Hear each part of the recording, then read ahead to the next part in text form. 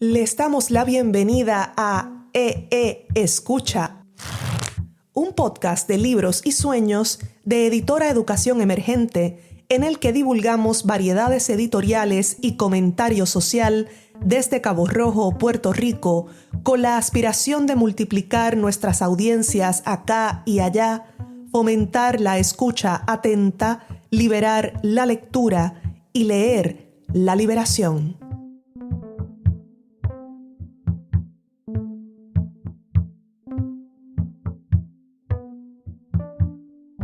En este episodio inaugural, las editoras fundadoras de Editora Educación Emergente, mejor conocida como Triple E, Lisette Rolón Collazo y Beatriz Jenín Figueroa, conversan sobre los inicios de la editorial allá para el año 2009, comentan el libro fundacional y bestseller de Triple E, ¿Quién le teme a la teoría?, y ofrecen un anticipo de la nueva edición de ese libro, revisada y aumentada, que publicaremos próximamente. Hola Lisette, ¿cómo estás? Hola Bea, yo estoy muy bien, emocionada. ¿Y tú? También muy contenta con esta nueva aventura que iniciamos hoy de Escucha. ¿Qué te parece a ti este podcast?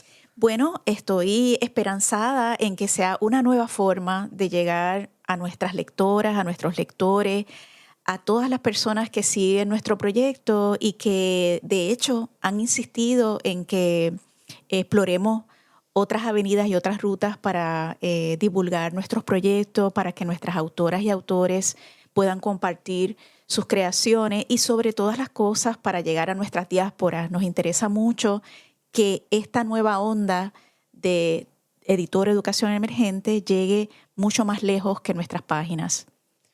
Qué alegría, sí. Y queremos comenzar esta nueva aventura remitiéndonos a los orígenes del proyecto. Tú sabes que han transcurrido 17 años desde la fundación de Triple E en Cabo Rojo en el año 2009 y que felizmente ya nos hemos consolidado como editorial independiente con voz y presencia públicas en el país. Y yo quisiera que para comenzar este episodio nos hagas un cuento de origen sobre cómo concebiste este proyecto de libros y sueños.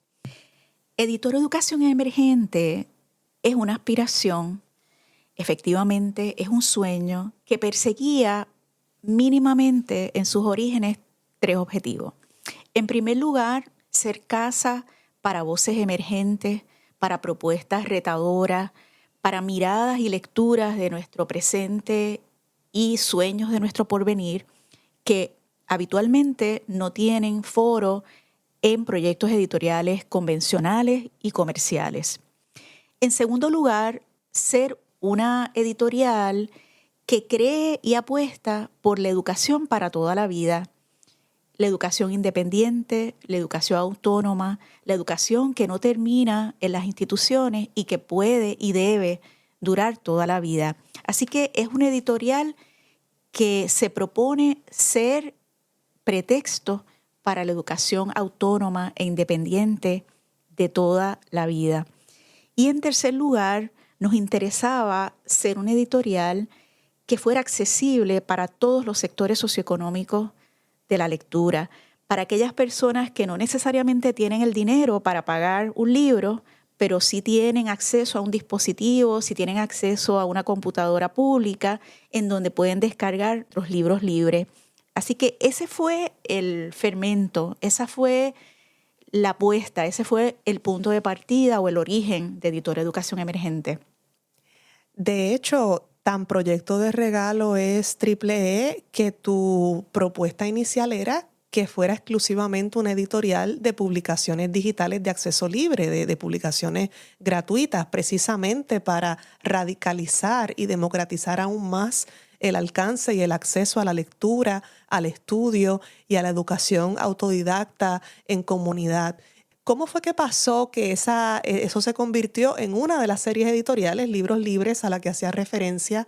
Y el proyecto, con el paso de los años, ha sumado 10 series editoriales de libros que salen impresos y que me consta que se venden en el mercado lo más baratos posibles para sufragar el costo de su producción, pero que evidentemente sigue habiendo un interés tremendo por el libro impreso. ¿Cómo fue que pasó esa transformación en esa propuesta inicial tuya de que fuera exclusivamente una editorial de libros gratuitos a que tuviéramos ese robusto catálogo de libros impresos? Bueno, yo creo que fue un proceso orgánico que respondió a otro de los principios o las premisas de trabajo de Editora de Educación Emergente, que es que procura una relación de participación, de colaboración con sus autoras y autores.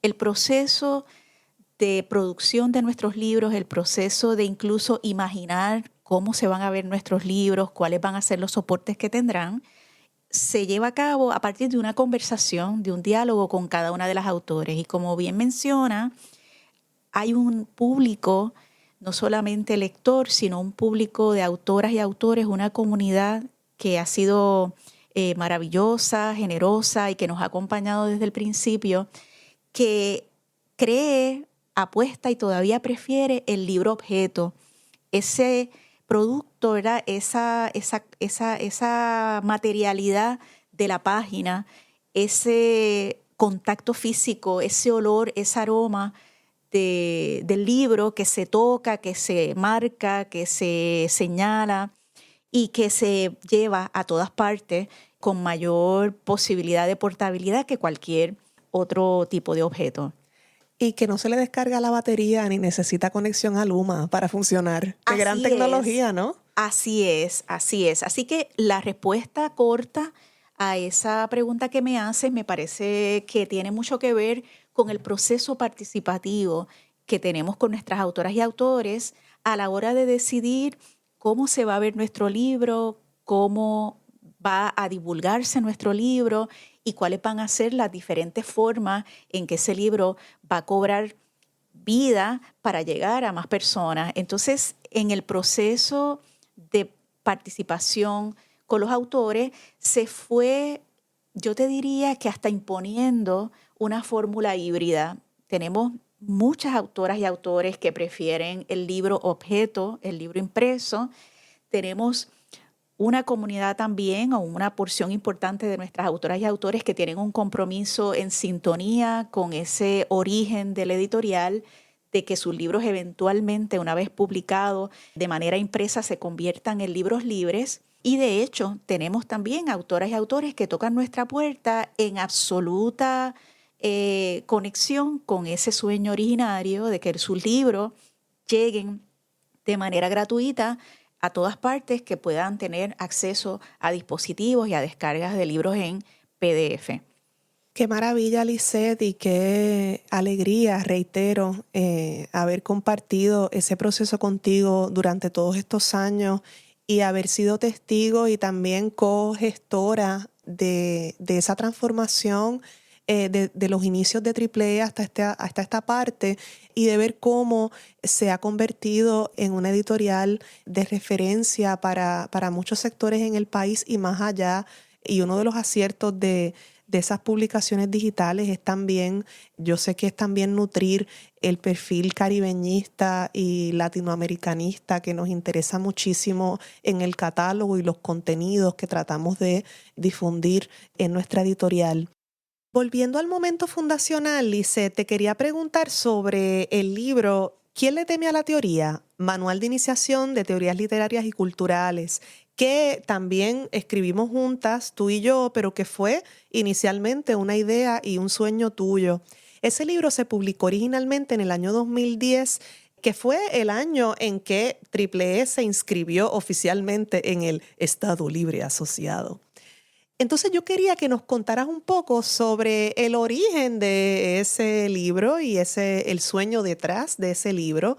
¿Por qué es el libro fundacional de Editora Educación Emergente y por qué consideras que se convirtió en efectivamente el bestseller histórico de nuestra editorial?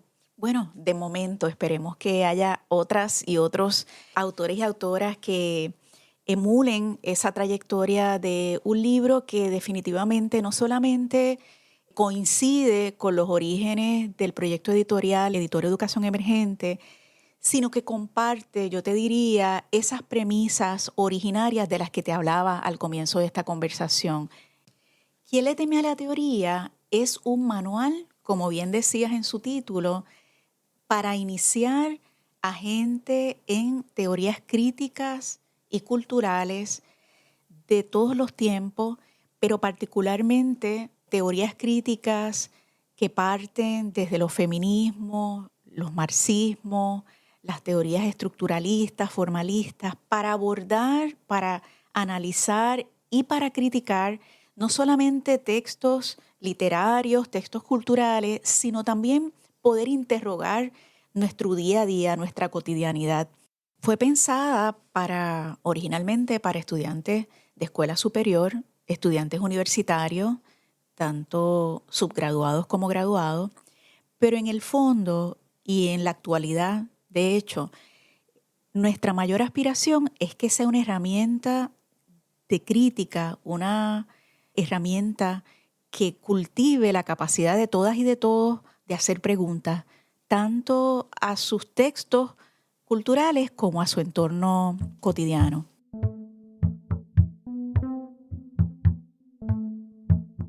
Libera tu lectura, lee La Liberación. Escucha un pedacito de ¿Quién le teme a la teoría? La utopía de este manual es iniciar a toda persona interesada o curiosa en las principales teorías culturales del siglo XX, ser solidaria con sus miedos ocultos o confesos y potenciar el carácter revolucionario, interminable y persistente de la teoría crítica a través de sus múltiples y variados perfiles. La ilusión de este libro es ser puente o pretexto que facilite accesos al conocimiento justo cuando la escuela y la universidad contemporáneas están bajo ataque.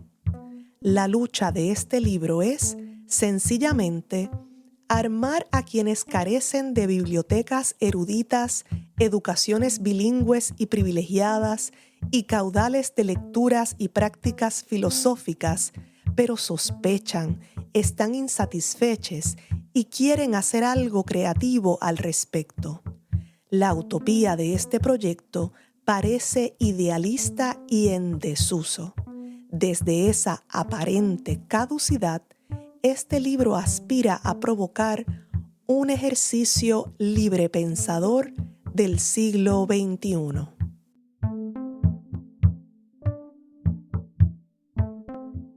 Mira, Lisette, a mí me dijo una pajarita, yo tengo información de buena tinta, que ¿Quién le teme a la teoría? Se encuentra en proceso de revisión y actualización y que ha asumido esa labor. ¿Cuáles son los cambios principales en esta nueva versión? ¿Y cómo responde el libro al Puerto Rico de hoy versus el de finales de la primera década del siglo XXI cuando se publicó originalmente? Pues ese pajarito o esa pajarita definitivamente tiene buena tinta. Yo creo que efectivamente me encuentro en este momento haciendo la actualización de ese proyecto que, como tú bien recordarás, en realidad lo comenzamos a escribir más o menos 2008, 2009 y que finalmente se publica en el 2010. No obstante, es ese proyecto semilla que nace con Editora Educación Emergente, como venimos conversando. Pero desde entonces hasta ahora ha llovido mucho, no solamente en nuestro amado archipiélago, sino en el mundo y en múltiples de los acercamientos o las aproximaciones teóricas que se abordan en este manual. Por lo tanto, la primera novedad es que hay un impulso, hay un compromiso de actualización de esos acercamientos teóricos que más se han transformado desde esa primera década del siglo XXI hasta el presente. En segundo lugar, y esto para mí es muy importante y está conectado directamente con tu segunda parte de la pregunta, es una nueva versión que tiene el compromiso inequívoco de anclar el libro en nuestra localidad, en el contexto puertorriqueño del 2025, 2026, 2027, que esperamos que sea el año en el que esta nueva edición vea la luz. En otras palabras, si ya el libro de 2010 tenía un compromiso con una perspectiva localizada en el archipiélago puertorriqueño, ahora hay una intención deliberada de contextualizar cada uno de los capítulos en escenarios de Puerto Rico, escenario caribeño, escenario latinoamericano y particularmente el mundo que nos ha tocado vivir en esta parte del siglo XXI. Así que un segundo componente importante del libro es una contextualización de los marcos teóricos de manera mucho más elaborada, desarrollada y explícita que la primera edición. Hay un tercer aspecto que a mí me hace muchísima ilusión y que responde en buena medida a perspectivas lectoras de este libro a lo largo de más de una década que lleva circulando en Puerto Rico y en otras latitudes, que tiene que ver con la relación entre un manual de iniciación y la profundización o la exploración de marcos teóricos y de figuras teóricas y de personas que han contribuido a esos debates de manera primaria. Si bien el manual sigue siendo un manual de iniciación teórica, incluimos en esta nueva versión una sección de cuáles son esos textos primarios seminales, cuáles son esas referencias obligadas que una persona que quiere ir a las fuentes, que una persona que quiere ir a las lecturas primarias de los que formularon conceptos, de los que plantearon y participaron en debates, enunciaron en su momento. Así que hay un componente del libro de referenciar, ¿verdad? De invitar a nuestras lectoras y lectores a ir más allá de la iniciación y a atreverse a ir a esa lectura primaria que dio origen a lo que se discute en las partes conceptuales y en las partes introductorias de cada capítulo. Y en último lugar, quiero destacar, esta es una parte que también me hace muchísima ilusión, el libro va a estar acompañado de un portal que no es otra cosa que una versión del libro viva, en donde va a haber material audiovisual, en donde va a haber actualizaciones ulteriores, de manera tal que si conseguimos la teoría como un diálogo en curso, como una formulación de debates y una renovación de esos debates a través del tiempo, ese libro virtual o ese libro vivo, como yo prefiero llamarle, sea ese espacio donde se siguen consignando, se siguen actualizando y se siguen compartiendo esas actualizaciones que vayan surgiendo a lo largo de los años. Qué maravilla, Lisette, constatar ese continuo proceso de autorreflexión y autocrítica que caracteriza no solo a la editorial, sino también a ti como autora, sobre todo tomando en cuenta ese proceso que nos describe de la actualización del libro fundacional de Triple E.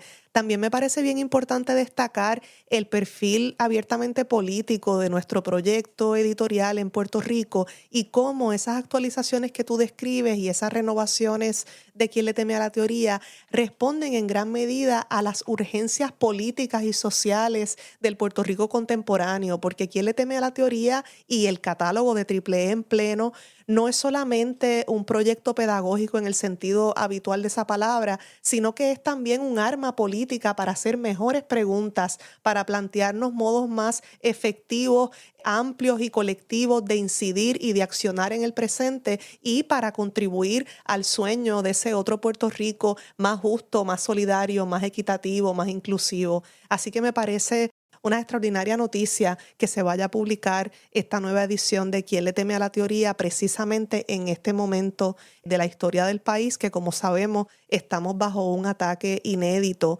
de los sectores en el poder.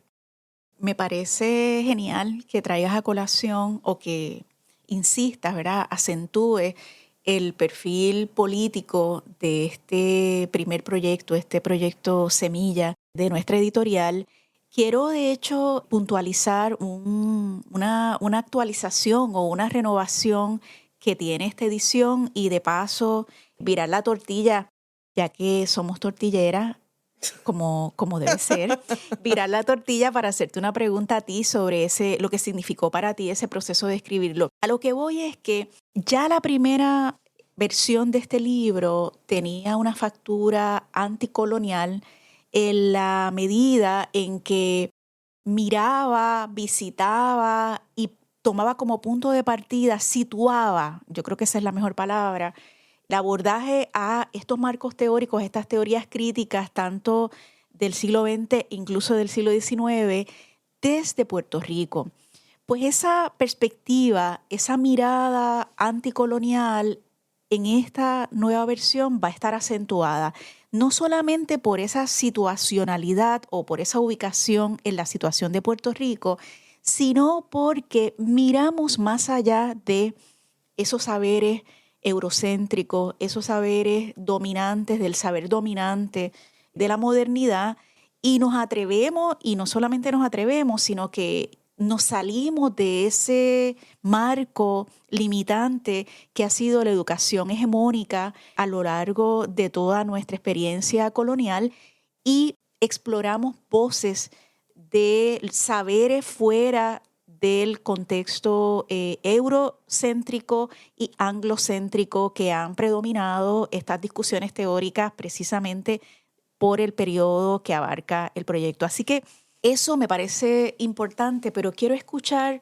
cuán importante, cuán decisivo, cuánto marcó esa experiencia para ti de ser coautora de Quién le teme a la teoría cuando apenas eras una estudiante graduada. Y de alguna manera, cómo esa experiencia sigue teniendo huellas en tu labor creativa, en tu labor como escritora. Sin lugar a dudas, fue una experiencia fundacional que marcó toda mi trayectoria posterior, no solo como escritora, sino también como investigadora, como editora, como organizadora, como activista, también como profesora. Trabajar en un proyecto colaborativo es de por sí una gran lección de vida para todos esos frentes que mencionaba y en general. En términos de mi trayectoria como escritora, ese libro fue bien importante para, digamos, la transformación o la evolución de mi escritura en prosa, de mi escritura de no ficción creativa y géneros híbridos, que precisamente echa mano de destrezas y herramientas de investigación, de análisis, de formulación de preguntas críticas, de conceptos teóricos, filosóficos, políticos,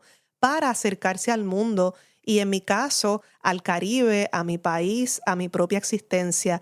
Y también para poner todo eso al servicio de una escritura, que es la que más me interesa, que sea más íntima y lírica, pero al mismo tiempo más cercana para lectoras, lectores de todo tipo, más allá del público académico, no sin abandonar el filo político, social, contextual al que se remite.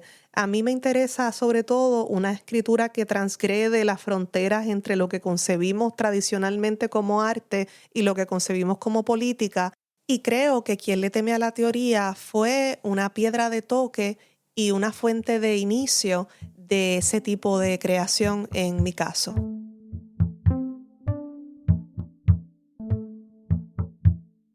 Libera tu lectura, lee La Liberación. Entérate de las novedades editoriales de Triple E. De las publicaciones recientes destacamos las siguientes. El estudio transcaribeño de Alaí Reyes Santos, traducido al español por Celiani Rivera Velázquez y Luca B. Valentín Medina, como Nuestra intimidad caribeña, raza y nación en las Antillas neoliberales, del 2026. El título etnográfico y celebración afroboricua, saludando al tambor, el nuevo movimiento de la bomba puertorriqueña, de Bárbara Abadía Resach, también del 2026.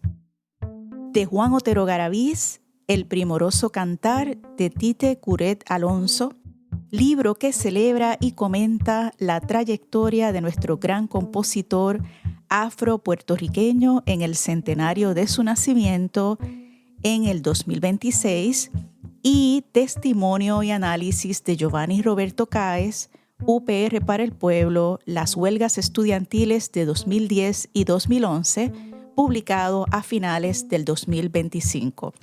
Todos estos libros se publicaron en nuestra serie editorial Otra Universidad.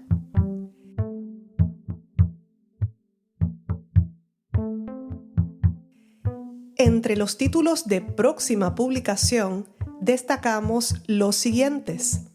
También en la serie Otra Universidad, un ensayo de economía política puertorriqueña de Ricardo R. Fuentes Ramírez titulado Seguimos aquí, dependencia, desarrollo y derecho a quedarnos en la economía de Puerto Rico del siglo XX al XXI. Del reconocido escritor costarricense Fernando Contreras Castro, una novela sobre la guerra y las posibilidades de futuro para la humanidad en la serie Irreverentes. Y, finalmente, una colección bilingüe de entrevistas editada por Carmen Aide Rivera y titulada Stories of Return, Cuentos del Retorno, Bilingual Dimensions of Puerto Rican Migrations, como parte de la serie Crónica Otra.